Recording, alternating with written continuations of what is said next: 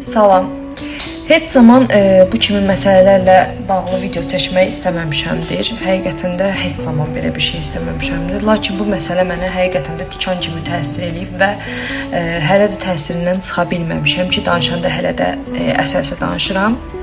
Yəqin ki, 3 gün öncə qətlə yetirilən Encündən xəbəriniz vardır, xəbərdarsınızdır.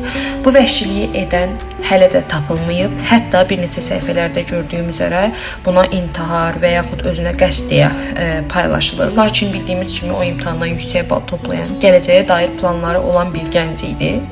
Məhv oldu və məhv etdilər. Bilərəkdən, istəyərəkdən. Çox xahiş edirəm, bu məsələni aktuallaşdıraq, Elgün üçün susmayaq. Bugün sabah bu hər birimizin, içimizdən birimizin başına gələ bilər.